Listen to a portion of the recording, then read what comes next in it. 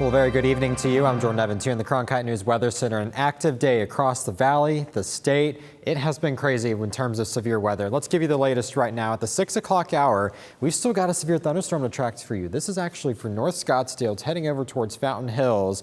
This is going to go for about another 20 minutes. And we have seen reports of some quarter-sized hail reported near Shea Boulevard and the 101 there in Scottsdale. So that storm has put out actually quite the show there in parts of the valley. We've got another cluster moving in, tracking towards the I-17. This will stay likely north of downtown Phoenix itself, but areas just to the north of that, all the way up to Deer Valley and into Anthem. We could see another round of storms come in here in just a few minutes or within the next hour. And again, a lot of those areas up to the north have picked up on quite a bit of rain already today. Good news is things have quieted down towards the south, towards Casa Grande, but Tucson is going to begin to see some of that activity pick up throughout the overnight hours. I think the best chances for rain down towards Tucson are going to be during the day tomorrow. Now a little bit further to the west, here's I-10. Buckeye's going to be right over in this area. A couple flash flood warnings still in effect to about 6:30 and 8:15 later tonight, and it is still raining in these places. So there could be parts of I-10 that can be hard to navigate because of all of the water that has fallen in such a short amount of time. And another severe thunderstorm. This has actually been a storm parked over this area for quite some time. This is just to the north of Lake Havasu City, and this warning is actually going to go until about 7 o'clock tonight. We've seen some ping pong sized hail out of that storm. Luckily, it is south of I-40, so we're not expecting any major damage there along the interstate. But again, that is a storm that has been putting out quite a bit of hail in the past hour. Doppler radar a little bit further to the north across Mojave County, just to the east of Las Vegas there. Lighter shower activity near the Grand Canyon in the Colorado River Valley. And then towards the east near the New Mexico state line, much lighter shower activity over there towards Show Low and St. John. So the high country will probably remain pretty quiet today. But again, these areas shaded in purple will remain under the threat for severe weather at least until 8 o'clock. That is a severe thunderstorm watch. So there is the chance that we could see some more of these hail producing storms pop up around the valley, as well as areas just to the west of us as well. So let's take you into FutureCast and show you how the rest of the evening is going to look.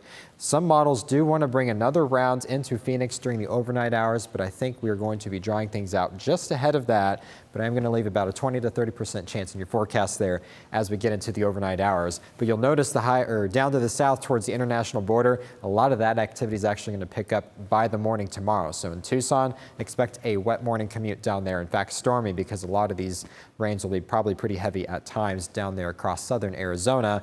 And it's going to stay pretty heavy actually down there throughout the day as well, heading into Tuesday, if not Wednesday morning also. So the severe weather risk today, the enhanced risk is gone, so that is good news, but we still have a slight risk for the Phoenix Metro and much of south central Arizona. Again, there is that slight chance that we could see some more severe thunderstorms pop up in the valley and areas in that yellow shading as well. But for tomorrow, we are seeing that severe weather threat transition down to the south and be a lot less of intensity than what we saw today. Only marginal risk down there in Tucson, so a slight chance we could see a hail-producing storm and some damaging winds, but the threats are going to be mainly just heavy rain and some lightning as well.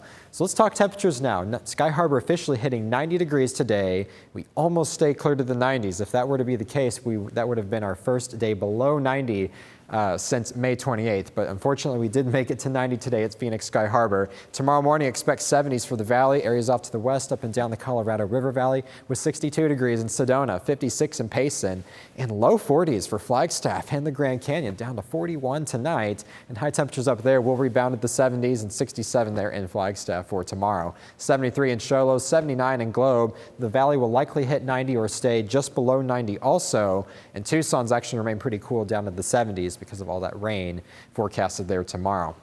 Here's how it shakes up hour by hour. Again, 70s in the morning. We'll get the 80s going by 10 o'clock, and then we'll peak around 90 between that 3 and 5 p.m. hour tomorrow. And those storm chances, we'll keep them with us here in the valley, but again, far southern sections of the state are going to see those best chances for rain tomorrow. Here's how the 7-day forecast looks. So we got another round coming in Wednesday and some Thursday as some wraparound moisture is going to come around that area of low pressure.